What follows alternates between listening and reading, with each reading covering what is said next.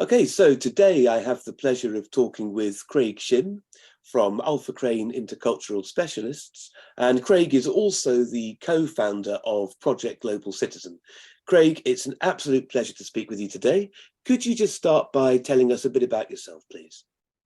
Thank you, James. I've been wanting to speak with you for a long time as well. So I'm a qualified intercultural consultant, which basically means that I help people with their cross-cultural relationship skills, whether they're corporate leaders, whether they're in customer service line. That's the gist of what I do.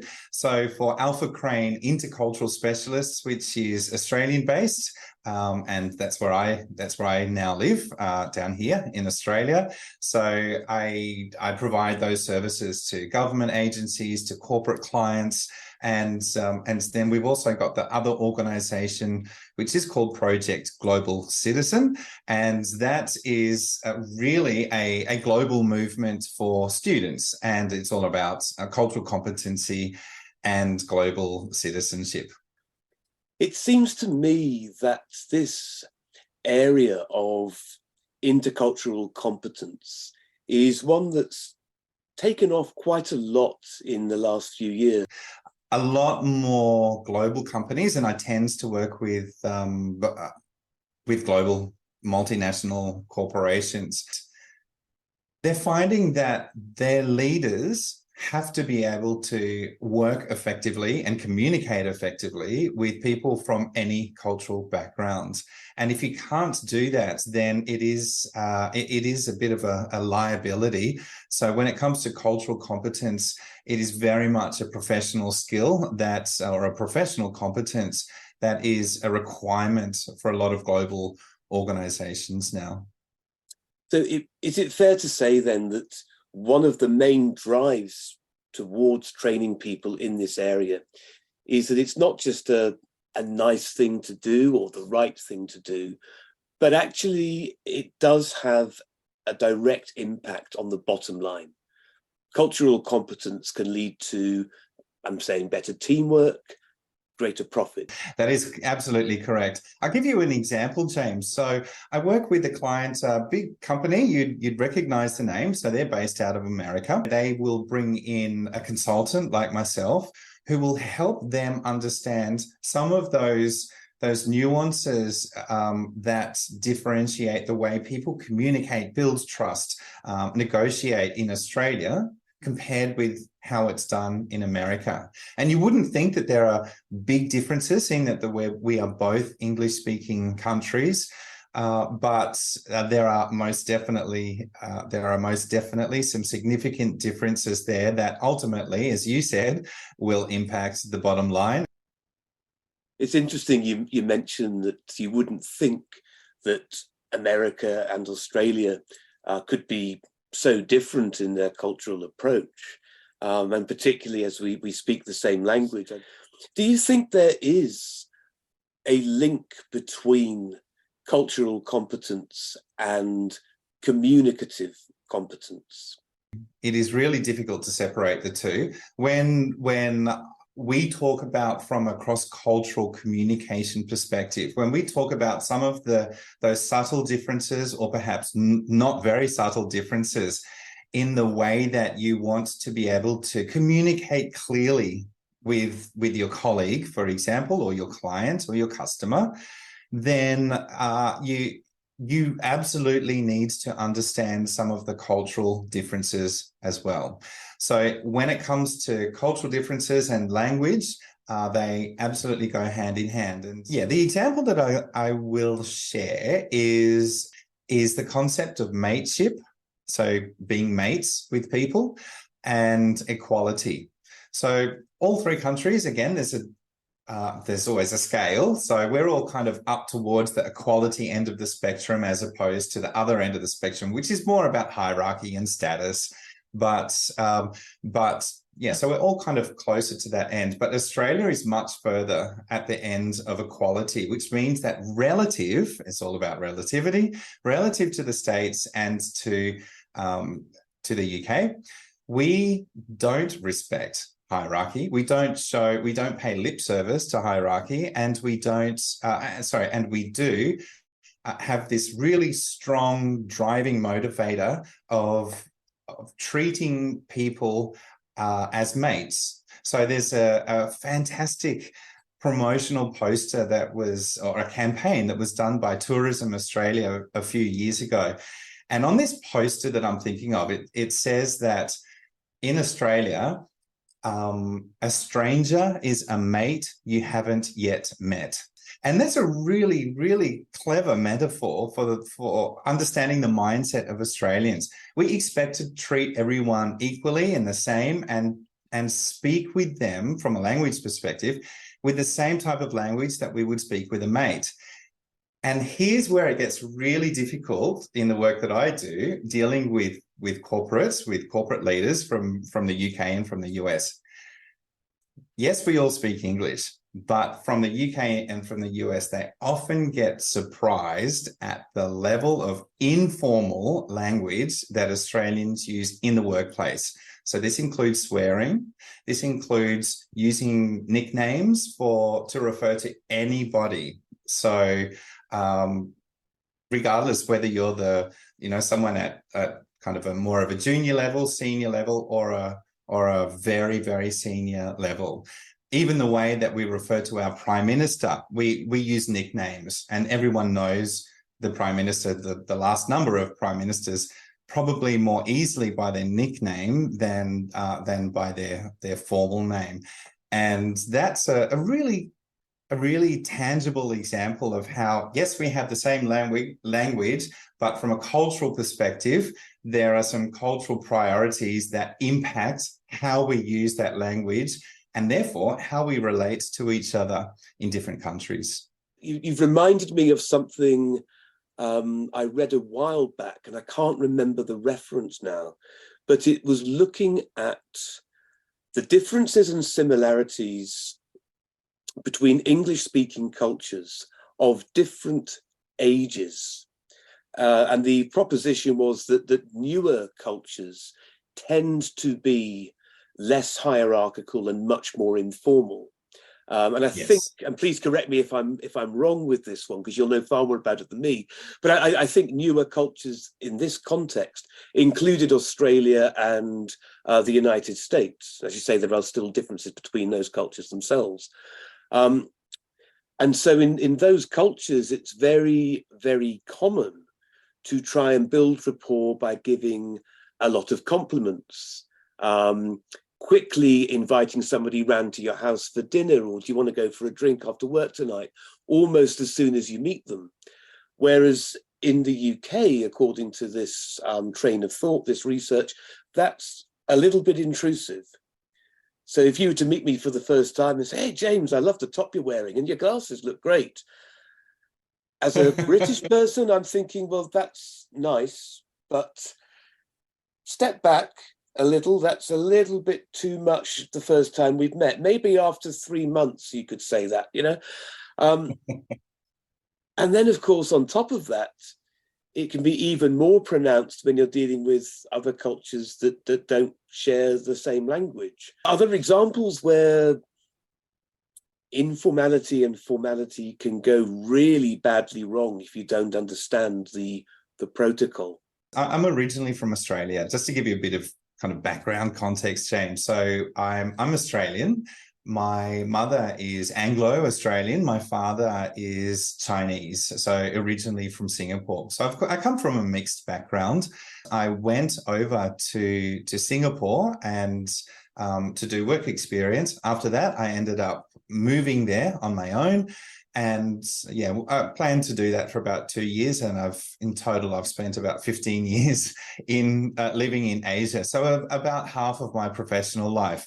Now, I have seen throughout those, decade and a half, I've seen plenty of examples of Westerners in particular, but mainly Australians, I should mention,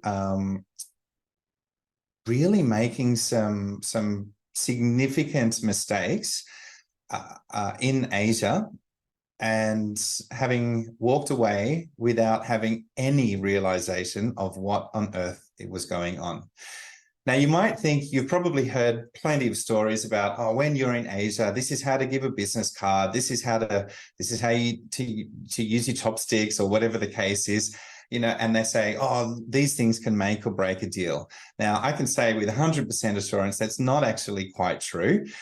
You're probably not going to break a deal because you haven't used two hands to give or to receive a business card. That's, people aren't generally that shallow, particularly if you're talking about significant deals. What they will do, though, is that we tend to assess each other's trustworthiness based on things that are, or those motivators that I talked about earlier that are specific to our culture. Now, in Australia, we're not conscious of hierarchy. So when we turn up to Asia, we will try to make friends with everyone really quickly, exactly as you've said. And we will use the type of language that is fairly informal and in line with how you would speak with a mate or how you would speak with a friend. That can go down really badly in Asia. And I've had an example where I worked, it was with the Singapore government at the time. There was a very senior official that I was working for, and I'd facilitated this meeting between an Australian businessman. He was a businessman from Australia. I didn't know him, but I guess because I was the Australian working in the Singapore government, I was kind of assigned to that project. So I'd facilitated this meeting between an Australian businessman and a very senior Singaporean government official. And the Australian businessman kind of walked into the room and I introduced them to each other. So he reached out and shook her hand in a really warm fashion, the way that you would meet an old friend.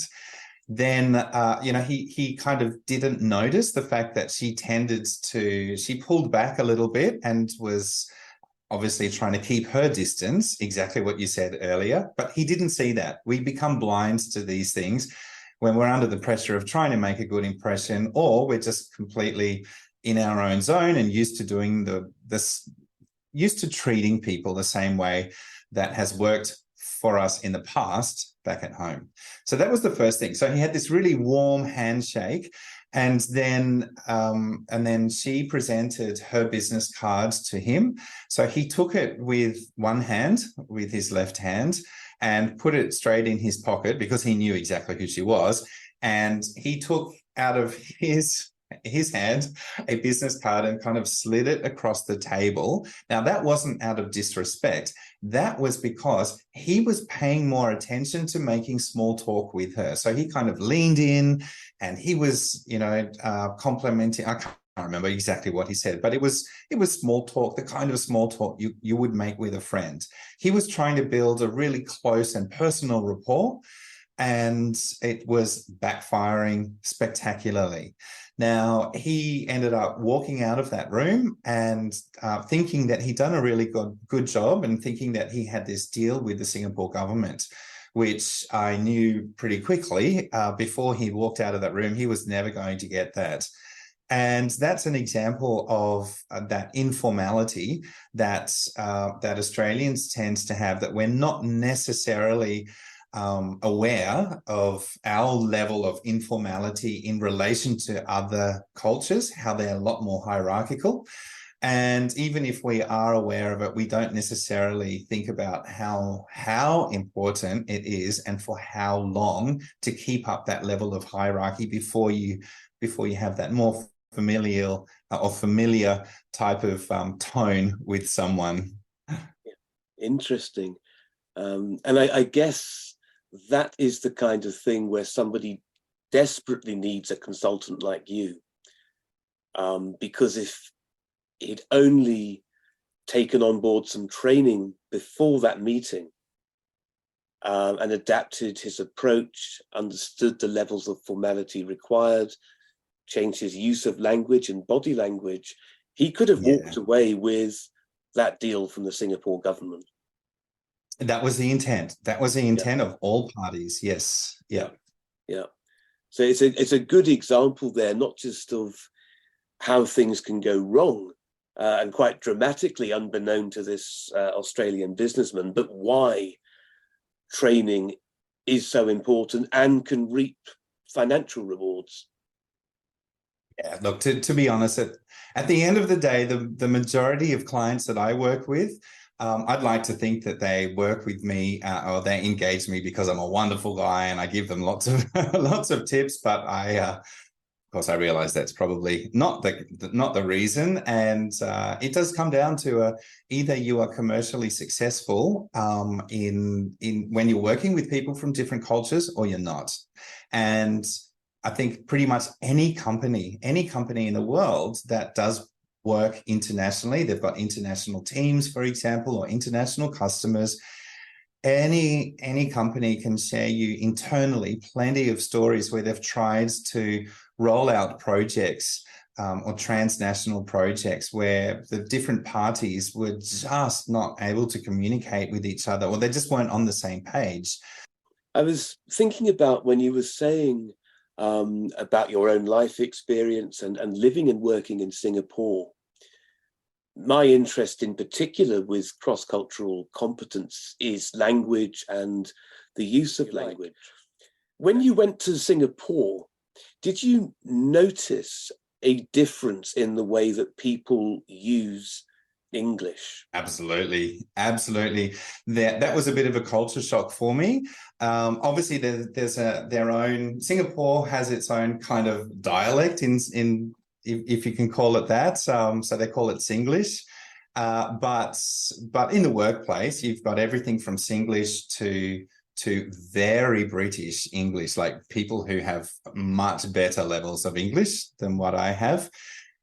So it's not so much the accents that I found surprising, but it was the fact that Singaporeans are used to dealing with people on a daily basis who do not speak English.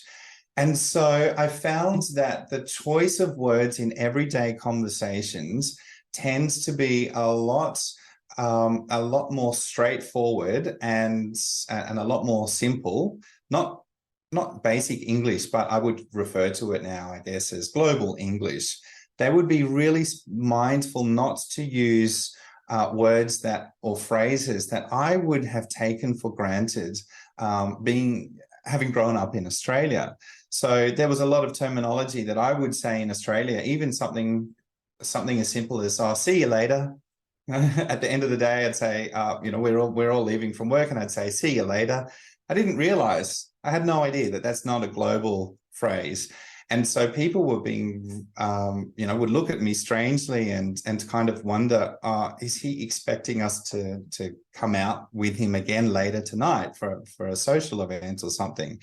So I did find it surprising through trial and error in Singapore how kind of basic the sentence structures tended to be. And through that, I had to learn myself, being not in plenty of cases of not being understood, I learned to, I guess, rethink the choice of words that I use in a general conversation. And that was the first time that I had to do that, because at that stage, I didn't speak any other language. Eventually, I've learned to speak little bits of different languages. But yeah, I found that quite surprising. And when you're talking about the simplicity, it's interesting how you reflect on that, because I think if I've understood you correctly, you're not talking about a low level of English ability, but not at all. A different type of English, as you say, Singlish. And so you say the sentence structure is simpler. In the sense that it's different, it's not as convoluted as we might use in British English or Australian English. It's been simplified, I guess, in order to achieve clear communication. And from what you're saying, that's something that, as a native speaker of English, you found that you yourself had to adapt to in order to be clear and to get things done. It may sound silly, but it was like learning another language. For example, I would use terms, I don't know, that were double negatives, for example. And double negatives just don't work with people who don't speak English as a first language. It's so difficult to translate in your head a double negative. So I had to learn to wipe those kind of phrases or that type of terminology from my vocabulary. And I would become a lot more conscious in terms of, before I'd say something, I would often think about, is this going to make sense in another language? So for me, it was a little bit like learning another language. And if there's another thing that I can share, James, when I did your online course, Say What? So that online course, which is targeted specifically at native English speakers, I learned a lot through that. What I found particularly striking was one of the modules, one of the lessons talked about how if you've got a room full of let's say business people, or a room full of colleagues who are all from non-native English speaking backgrounds, but they are all conversing in this meeting in English, they will understand each other. The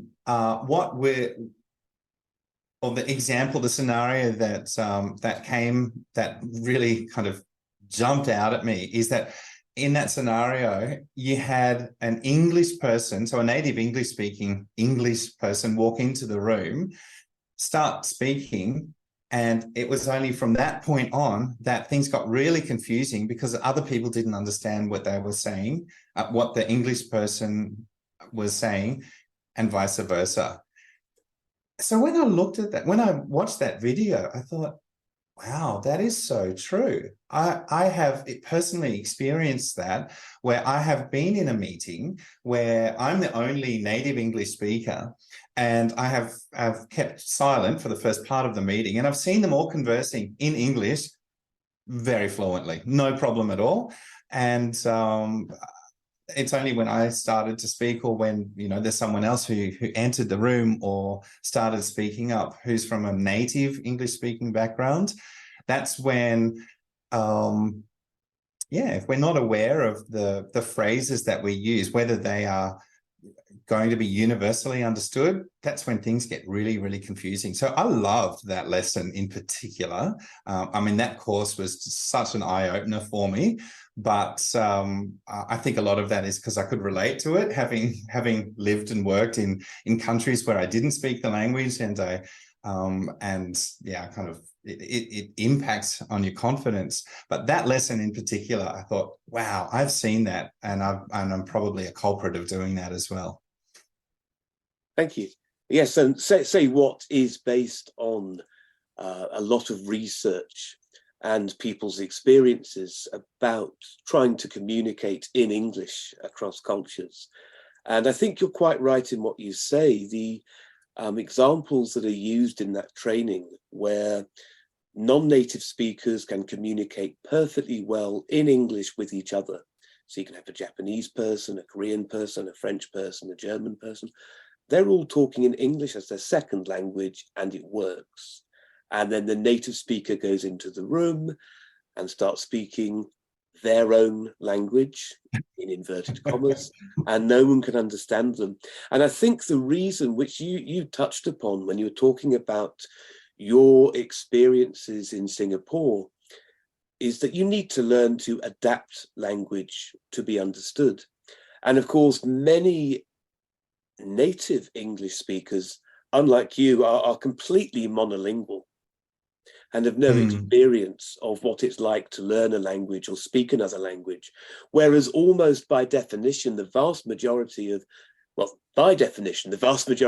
non-native English speakers will have learned it as an additional language. So they have that experience of knowing what it's like. And there's almost an immediate empathy and understanding of the need to adjust and simplify and be mindful of the terminology that people use in order to bring about effective communication.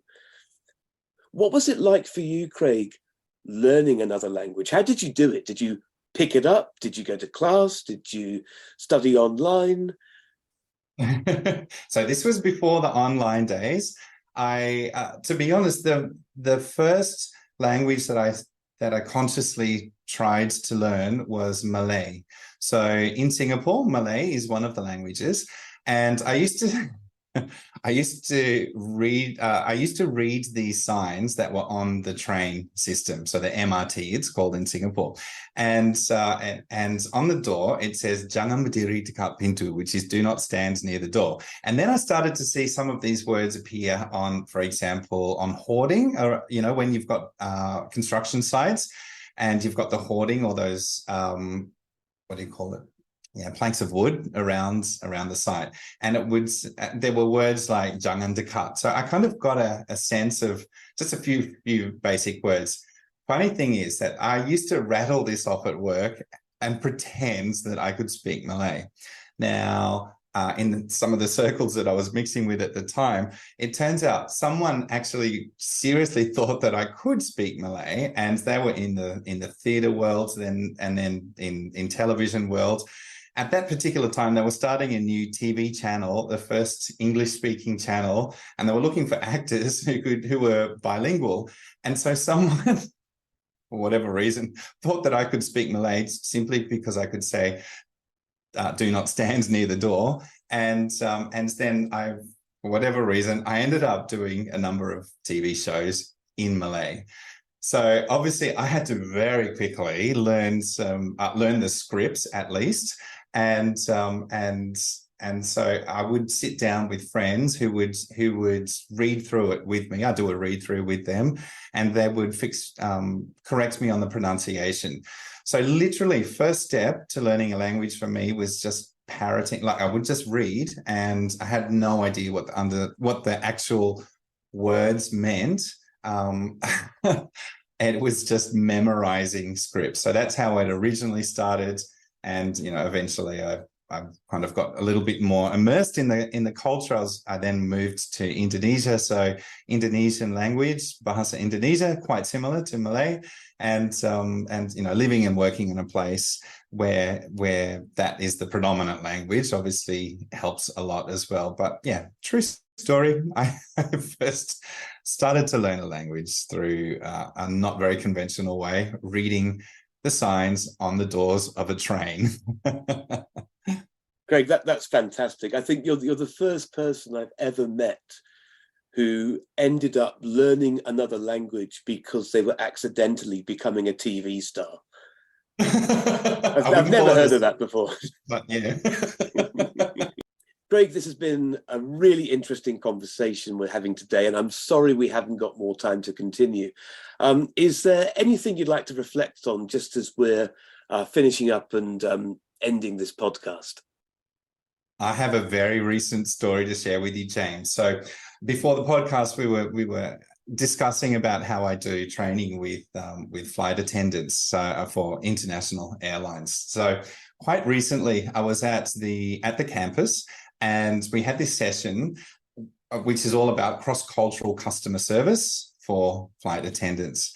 And one of the activities that we do is called red flags. So what happens is that whenever someone says something throughout the day that is not considered to be global English, in other words, a word or a phrase that non-Australians would have no idea what it meant, or they might have the wrong idea of what it meant, we'll write it up on the whiteboard, and there's a big picture of a red flag.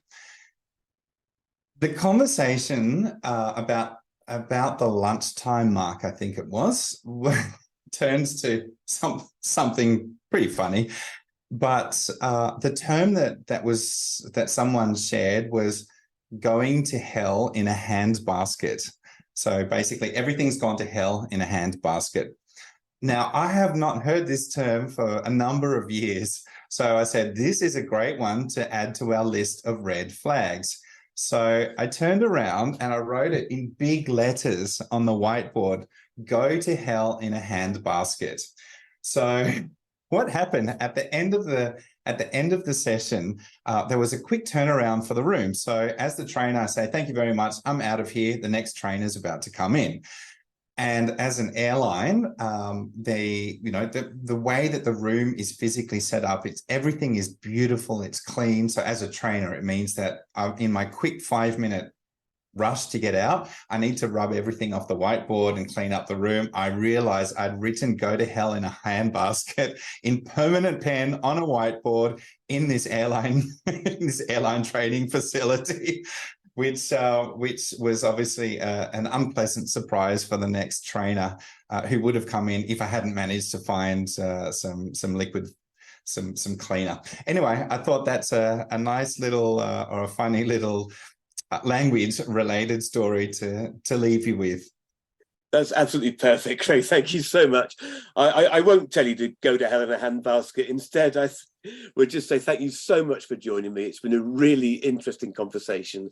I hope we can continue it another time. Thank you very much indeed, and have a great day.